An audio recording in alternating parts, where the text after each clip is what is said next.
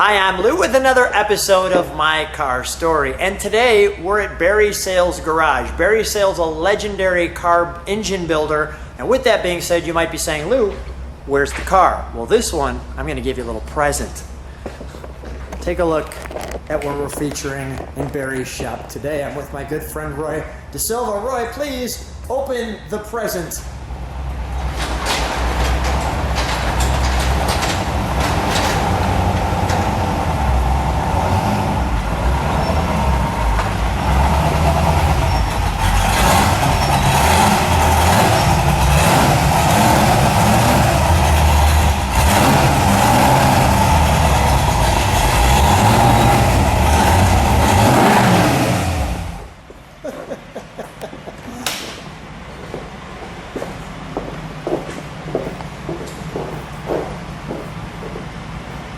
Barry, what an entrance.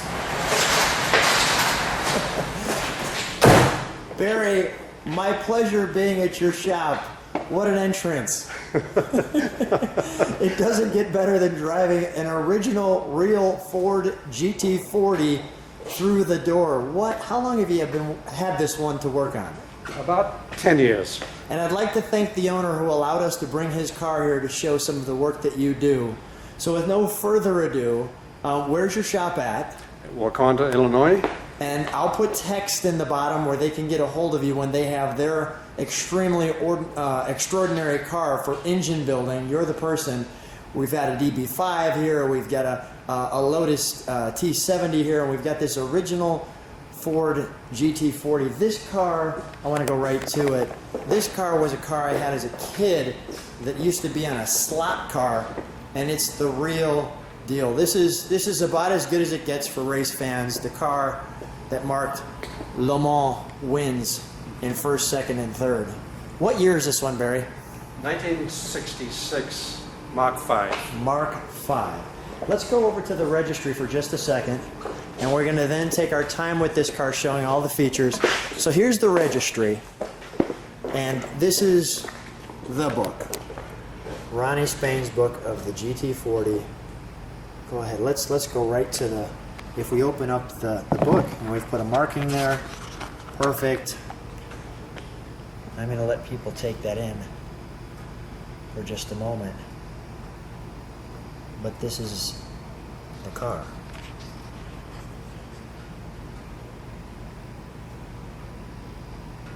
It's just wonderful. So when an owner tells you, I have a GT40, it's original, I need you to work on it, I mean, what goes through your mind at that point? Well, it's an honor, first of all. Yes. And it's an honor to be here, just with the car. Go ahead. And the owner and I will discuss what he expects of his engine, what he wants to use it for, and then we can decide on how high performance it needs to be, or how drivable it can be on the street. Okay. And this one drives on the street, and we're going to show that. This one is a street driver. All right. Registered for the street. Registered for the street. So let me just put this back for just a moment, and let's take a look at the overall side of the car.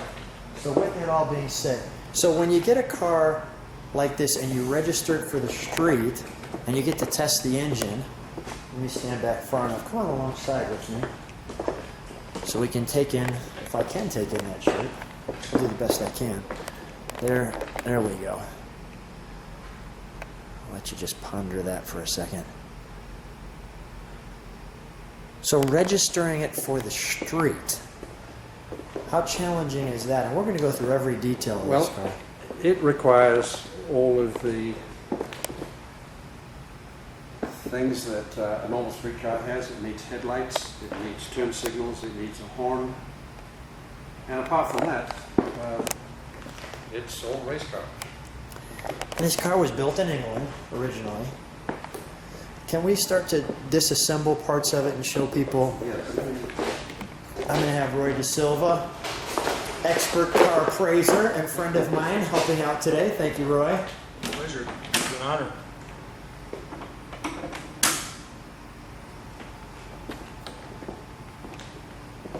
So underneath the portion, this is what you have in the front.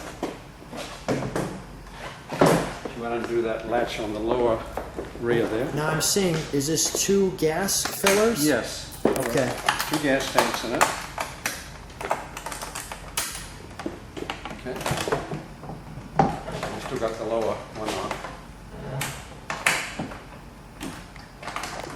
There we go.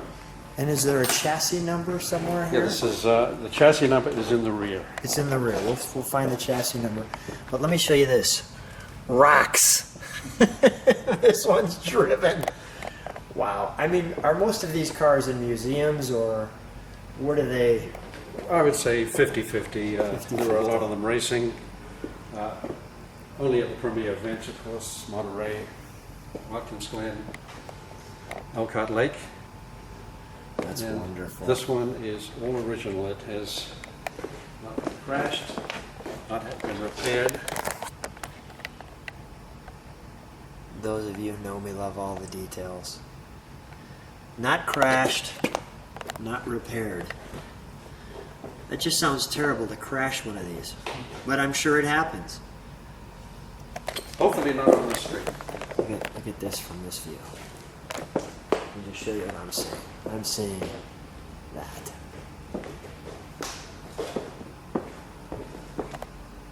I'm a little kid. This is just like a big toy for me. This is just amazing. And the horn.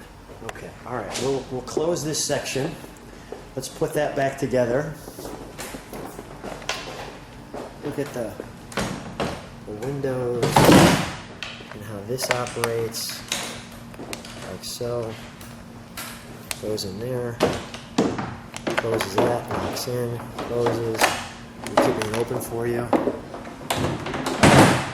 Goes back. The Zeus boot. Bolts. Pretty smooth how that puts back together. All right, so let's go to the interior next, shall we? Now, was this car? I just want to show this GT40 Mark V. It's BRM mag wheels. What is BRM? Is that a manufacturer? Manufacturer in England. Okay. And they require a lot of attention because magnesium. Show you explain quickly. And then all fiberglass doors. And very light. Feel the weight of those doors. Yeah. Close them. I just want to show you this little clip that holds that in. Okay, so share with me the interior now. Speedometer on the left, tachometer right in front of the driver, and all the other instruments necessary to monitor the engine. Let me get a little. It has an interesting handbrake. It is actually a cable attached to the brake pedal. So when you pull the handbrake back, that's right to the left of the wheel, it pulls the brake pedal forward, locks everything. Very effective. And the handbrake is. Just underneath the dash. Put your hand there, you can just see the end of it. It's parallel with the dash. Parallel with the dash. Can you open the other door and show me? Yes. Thank you. Your tack.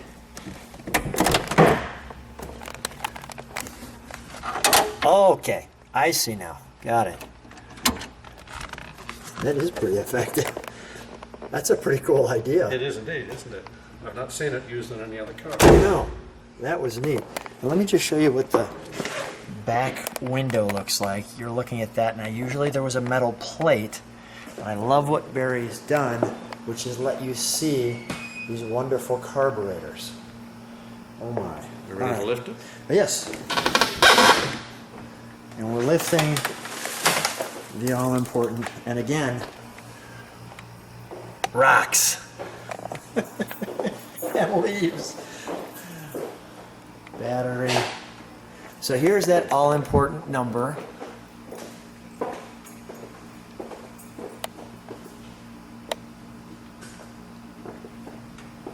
R1134. I'm actually sweating. This car is that exciting. I mean, this is just fantastic. Tell me what you've done with the gears here. The gear shift on the original ZF transmission was rather bulky, and the owner found it difficult to drive because it was stiff. So we fitted a cable shifter, which is now very, very smooth. You can select any gear at any time. Absolutely no play in the system, and it works beautifully. Works beautifully. And they call this the bundle of snakes. They do. The This is bundle of what snakes. also known as a 180-degree exhaust, 180. where cylinders from each bank are paired together in the collector. It makes it sound like a straight 8 engine rather than a V8, because a V8 is really two 4-cylinder engines joined at the crank. Roy has something in his hand. Share with me what Roy's grabbed off your shelf. This is the original shifter for the ZF transmission. Here. So all the original parts are still here. The wood knob. Wonderful. Wonderful. Okay. So here's just an empty box, and the fuel cells were under the doors. They are. So the fuel cells were here. And we can see this side as well. I want to just show it kind of opened up. Or maybe even better from this angle.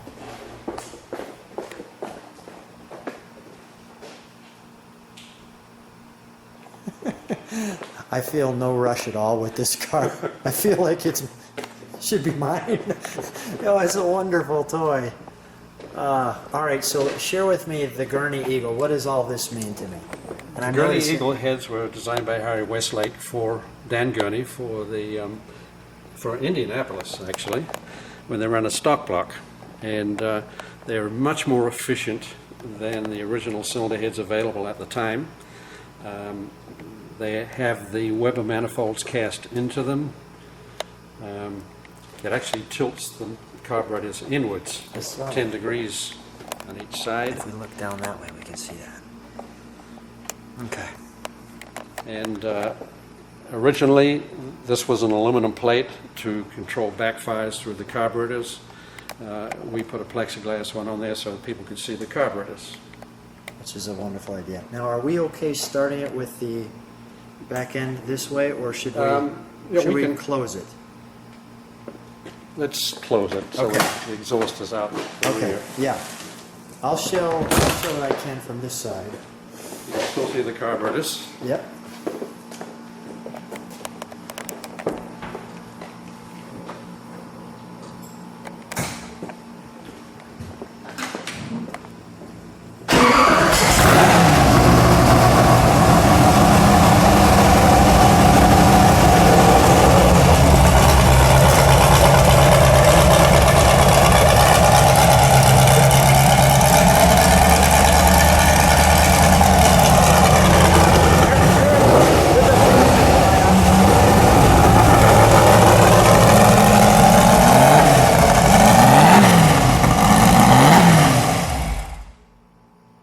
We have to do that one more time, Barry.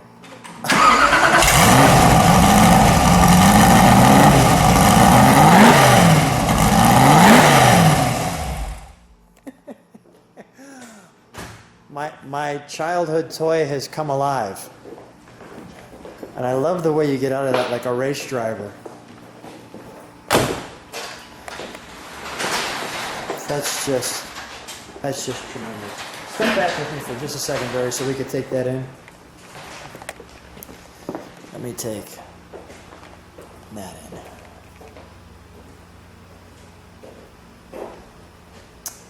Absolutely amazing.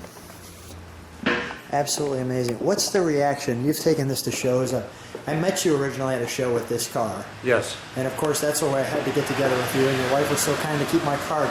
And Roy was so persistent on making sure I got here. So I'm so pleased to be here. What's the reaction of people when you have this at a show? First question is it real? That would be a natural first question. Okay, Yes. I can understand that. Yes, and my answer is we have no replicas. They're all real. So at that point, what is? I mean, do they just like they're shock and awe? Or? Well, most people know what it is. Okay. It's like the Lamborghini Countach. Everyone knows what it is. They've had photographs on their wall when they were a kid, and this particular one, they just want to see the mechanicals. Yeah. So I'm happy to lift the hood and expose everything, and of course they love to hear it run when I leave.